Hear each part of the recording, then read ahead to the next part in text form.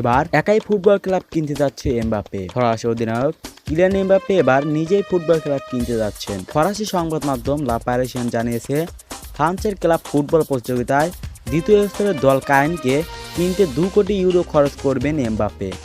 তাতে ক্লাবটির 80% বেশি শেয়ার মালিক হতে পারবেন এই ফরোয়ার্ড। বর্তমানে ক্লাবটি সংখ্যাগরিষ্ঠ শেয়ারের মালিক যুক্তরাষ্ট্রের প্রতিষ্ঠান ওয়াকটি। 25 বছর বয়সী এমবাপ্পে এখন রিয়াল মাদ্রিদের খেলোয়াড়। কয়েক মৌসুমের নাটকীয়তার গত জুনে ফ্রি ট্রান্সফারে পিএসজি থেকে রিয়ালে যোগ দিয়েছেন এই ফরাসি তারকা। কয়েকদিন আগে সান্তিয়াগো বার্নাব্যুতে আনুষ্ঠানিকভাবে বরণ করে নেওয়া হয়েছে তাকে। এখন অপেক্ষা তার মাঠে নামার। তাকে ইউপা সুপার কাপে রিয়ালের হয়ে প্রথমবার মাঠে নামতে দেখা যেতে পারে। 2013 সালে এমবাপ্পে যোগ দিয়েছিলেন মোনাকার একাডেমিতে।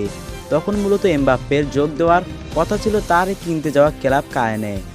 তার পরিবারও এমনটাই চেয়েছিল।